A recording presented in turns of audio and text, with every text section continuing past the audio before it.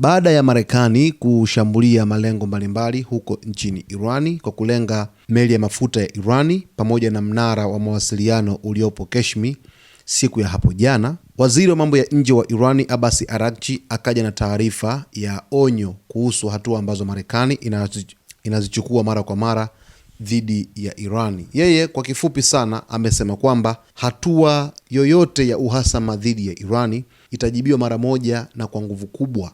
Huyu ni kiongozi ambaye anadili na masuala yote ya mahusiano ya Irani pamoja na mataifa mengine ya nje. Sasa amekuwa ni kiongozi ambaye mstari wa mbele kwa kiasi kikubwa sana kuleta mahusiano mazuri kati ya Irani pamoja na mataifa mengine, lakini pia amekuwa hata akitoa tahadhari mbalimbali kuhusu hali halisi ya usalama ambayo inaendelea katika nchi ya Irani, ambapo onyo lake hili linakuja kufuatia mashambulizi ambayo Marekani imeyafanya dhidi ya meli ya mafuta ya Irani, lakini vile vile dhidi ya mnara wa mawasiliano uliopo huko Keshmi siku ya hapo jana. Kwa mujibu wake, Araghchi alisema kwamba mashambulizi hayo yako ndani ya haki ya Irani ya kujilinda dhidi ya maeneo yanayoruhusu mashambulizi ya Marekani dhidi ya usafiri wa baharini wa kiraia na ukiukwaji wa makubaliano ya kusitisha mapigano.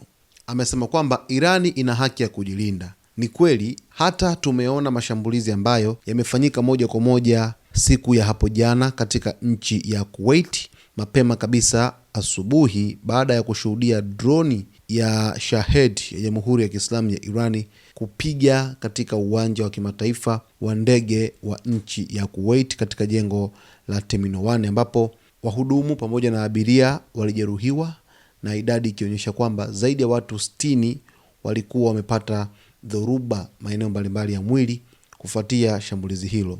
Irani inachokifanya, inashambulia mara tu baada ya kushambulia. Hawi wa kwanza kufanya mashambulizi hadi ashambuliwe.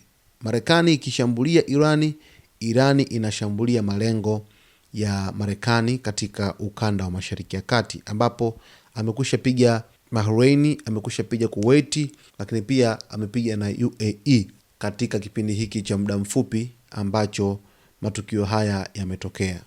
Baada ya viongozi wa Jamhuri ya Kiislamu ya Iran kujiondoa kwenye mazungumzo ya kutafuta amani kati yao pamoja na Marekani mara tu baada ya Israel kuendeleza mashambulizi yake huko nchini Lebanon, ni hatua ambayo kwa kweli kwa kiasi kikubwa sana inaibua sintofahamu kubwa juu ya mustakabali wa upatikanaji wa amani katika ukanda wa Mashariki ya Kati kwa ujumla. Japokuwa rais wa Marekani Donald Trump amesisitiza kwamba makubaliano ya kusitisha mapigano au makubaliano ya kuleta amani jumla yanaendelea kama kawaida na dili itasainiwa hivi karibuni, jinsi ambavyo madai ya rais wa Marekani Donald Trump yanavyoeleza. Sasa mtazamaji wetu, sisi jukumu letu ni moja tu, kufuatilia yote ambayo yanajiri katika anga za kimataifa. Cha msingi tu, kama bado hujaweza kusubscribe channel yetu, uweze kusubscribe, lakini kulike video zetu, kucomment pamoja na kushare.